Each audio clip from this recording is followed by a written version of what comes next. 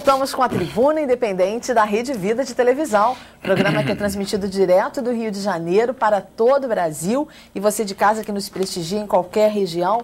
Muito obrigada pelo seu carinho, pela sua audiência. No programa de hoje estamos fazendo uma importante reflexão sobre o momento que vivemos, o momento aí às vésperas das eleições, eleições que podem transformar o nosso país, a nossa realidade. E Dom Roberto Francisco Ferreira Paz, que é bispo auxiliar da Arquidiocese de Niterói, participa conosco, ele que nos ajuda a entender um pouco mais sobre a importância desse momento. Ele fala também sobre a cartilha com orientações e critérios para as eleições, essa cartilha que foi elaborada pelos bispos do Regional Leste 1 da CNBB, está à disposição dos fiéis na internet, nos sites da Arquidiocese, está também nas paróquias. E conversamos também nesse programa com Daniel Homem de Carvalho, que é vice-presidente da Associação Comercial do Rio de Janeiro, e ainda com o Dr. José Antônio Breide Rocha, que é coordenador da Comissão Arquidiocesana da Pastoral de Educação Política, a CAMPEP, fica em Niterói.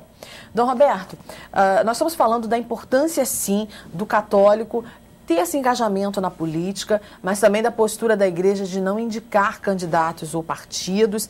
Agora, tem um limite aí entre o envolvimento da fé e política e o fundamentalismo. Nós temos observado até recentemente, até fora do país, como por exemplo lá nos Estados Unidos, um pastor evangélico ameaçando queimar o Alcorão.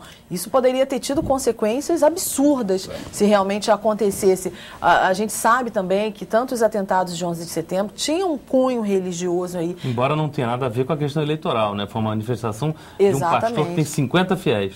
Exatamente. Talvez para se autopromover, né? Marketing, talvez. Agora, qual é o cuidado para não misturar as coisas? Uma coisa é o católico ter conscientização política, a outra não ter... Temos que ter cuidado com essa palavra fundamentalismo. É verdade que tem, de fato, riscos enormes para a paz, porque os fundamentalistas, que nenhuma religião está isenta dela, desta situação, o fundamentalista quer governar a partir de critérios religiosos toda a população e quer se impor aos outros que não são da mesma fé. No fundo, há uma opção pela força. Há fundamentalistas islâmicos e há fundamentalistas cristãos também. Na nossa história nós temos exemplos disso, Agora, também se usa a pecha de fundamentalismo equivocadamente. Por exemplo, você diz, os católicos realmente estão contra o aborto, mas é um problema só privado de consciência. E por isso o Estado, que é laico, tem que aprovar o aborto. Não é bem assim, meus irmãos. O aborto não é uma questão religiosa e não é fundamentalista quem está a favor do direito à vida. Vamos colocar bem as coisas claras. É um direito fundamental porque há uma pessoa que tem direito a ser protegida desde a concepção. Isso não depende... Eu me lembro que no Movimento de Defesa da Vida, nós temos em Porto Alegre o Dr. Franklin Moraes, que é comunista e defende o direito à vida. Por quê? Porque tem muito a ver com religião, né? É da vida. O certo passou a ser errado, o certo passou a ser acusado. Há uma desonestidade intelectual nesse debate que é profunda, desde o tempo do debate sobre a questão das células tronco embrionárias. Sim. Há uma desonestidade intelectual profunda. Aliada a uma ignorância infinita. Tomar essa questão como religiosa, quando é uma questão de direito à vida, tem que ser discutida com honestidade. Ou seja, o sujeito não pode ser acusado. O argumento religioso em si também é um argumento que une a fé ao conhecimento, que não pode ser banalizado. Virou uma acusação. Sua mulher contra anti-abortista. Acusação. Também com estas pessoas que estão a favor da criminalização dos que estão contra a homossexualidade. É dizer, é evidente que não podemos... Até o próprio Fidel fez uma confissão que ele realmente tirou os direitos civis dos homossexuais. Não, é mais do que ele perseguiu os revolucionários. Os revolucionários e também que eram homossexuais, ele matou todos, mandou embora. Exato. Isso nós estamos reconheceu e pediu netamente perdão, contra. Não somos... Isso não é homofobia. Isso é crime. E a Constituição não precisa de uma nova lei. Coloca muito claramente que contra toda discriminação de todo tipo.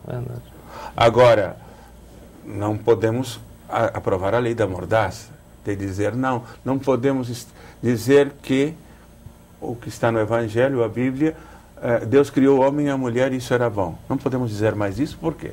Quem é que nos isso não é fundamentalismo. Isso não é fundamentalismo, isso é uma opção, uma fé, uma antropologia filosófica que todas as culturas defendem dessa razão, que é acessível pela razão. Então, temos que cuidar com a pecha de fundamentalistas. Muitos querem, com um laicismo virulento, que se tornou uma nova religião, o laicismo assim que quer se radical, impor a todos. Quase que pós-revolucionário francês. Sim. Então, isso também é fundamentalismo. Isso também, e é muito perigoso esse fundamentalismo. Como o relativismo absoluto, né? Eu vi alunos mesmo, não, a moça que vai ser apedrejada no Irã, ela ia falar sobre isso. Ela acha que ela realmente ela merece. Ou seja, para isso não atenta aos direitos humanos, uma condenação ao apedrejamento. Em pleno século XXI. Não, mas é da cultura dele, mas pelo amor de Deus.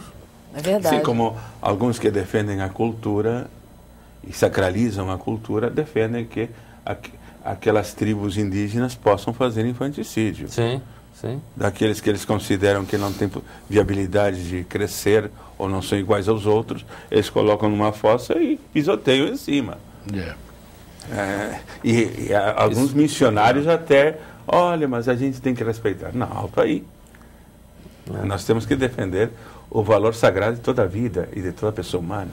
Esse não dá para relativizar, não tem como. Né? Não há como relativizar. Não há superioridade cultural que justifique a defesa e a proteção de uma cultura como essa. E não precisa nem de lei nova, é o que o Dom Roberto falou. A lei já diz que não se pode matar, não matará, já está bom. É o decálogo. É até a lei de Deus, para todas as culturas o decálogo.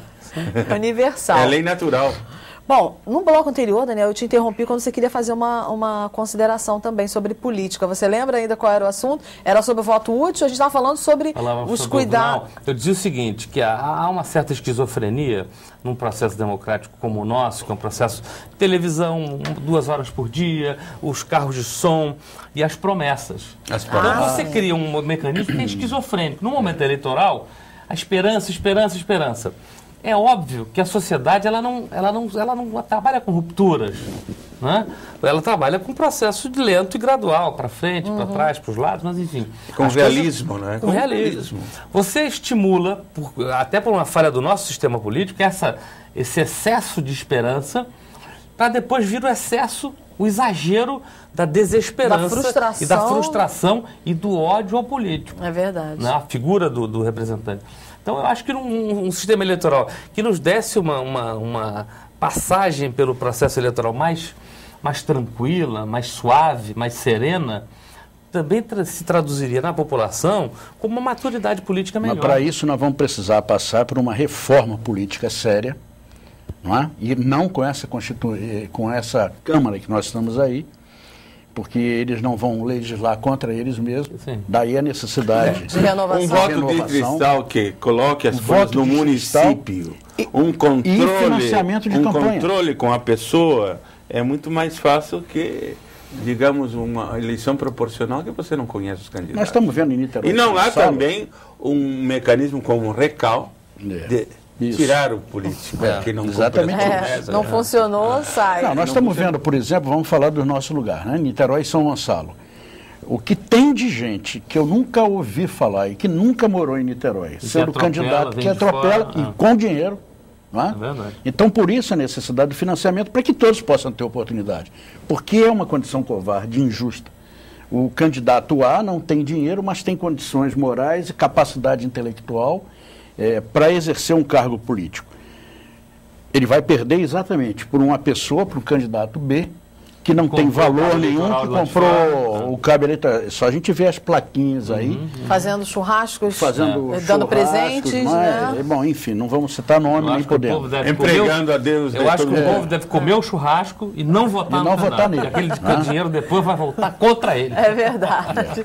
Agora, Dom Roberto, e a questão do voto útil? Eu queria que o senhor falasse um pouquinho sobre isso. Há formas de ganhar e de perder uma eleição.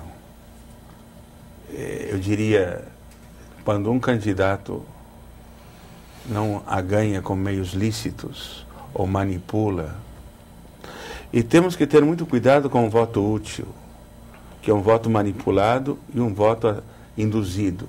Mas as estatísticas já mostram alto aí. Nós temos, o cristão deve primar pelo voto ético. O Papa Pio XII distinguiu muito bem dois conceitos, povo e massa. O povo é aquele que é sujeito da história. O povo é aquele que opta, que tem proposta. A massa vota pelo interesse momentâneo. A horda, né? A horda.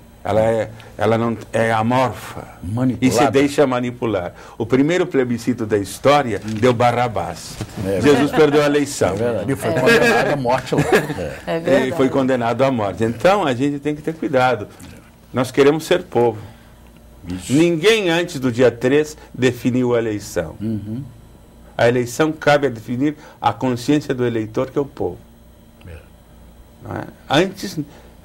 porque já há uma diferença de tantos pontos. Não é isso que define. Não importa o que as pesquisas dizem, mas votar com ética e coerência. Até porque, estatisticamente, você pode também manipular isso que está aí, dependendo da área que você vai e o que você quer mostrar para o povo, né?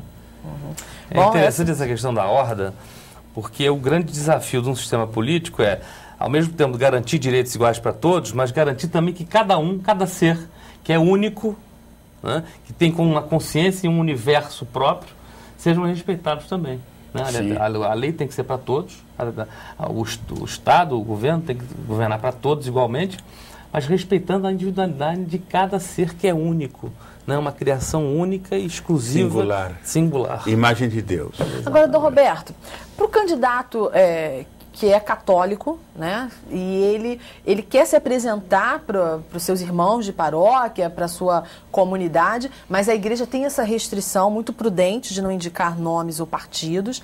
Qual deve ser a postura desse candidato católico? Como ele se fazer conhecer para a sua comunidade, na sua paróquia, sem infringir essa postura ética que a CNBB sugere? Tem falado do mandato comunitário.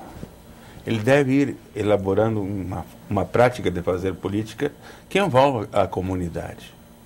Já se falou, inclusive, uma das candidatas à presidência, a Marina, tinha colocado a participação dos movimentos sociais e de agrupamentos sociais, não só os partidos. O importante é afinar o candidato com uma comunidade.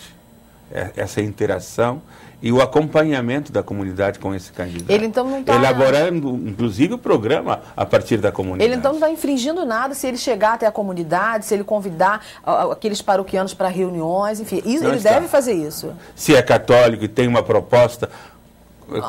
digamos, condizente com a doutrina social. Ele pode fazer isso. Não pode. Agora, ele não pode oficializar. Eu sou o candidato católico. Não. Entendi. Sim. Mas ele se não fazer pode conhecer, apresentar suas propostas, ele deve. Bom, de fato, nas paróquias, justamente, uma das propostas é facilitar esses encontros. Bacana. Porque com 10 segundos, o candidato católico não pode fazer não nada. Há como. Não há como. Isso é verdade. O senhor falava para mim antes do programa que o senhor tem as bem-aventuranças do candidato. Eu gostaria de conhecer, Dom Roberto. Isso é muito interessante. Do François Antoine, que para mim foi realmente um dos cardeais que esteve 20 anos numa prisão comunista, né, no Vietnã, e ele nos deixou assim 8 bem-aventuranças do político.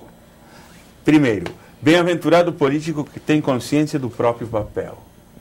Segundo, bem-aventurado o político de quem se respeita a honorabilidade. Terceiro, bem-aventurado o político que trabalha para o bem comum e não para o próprio bem. Quarto, bem-aventurado o político que se considera fielmente coerente e respeita as promessas eleitorais.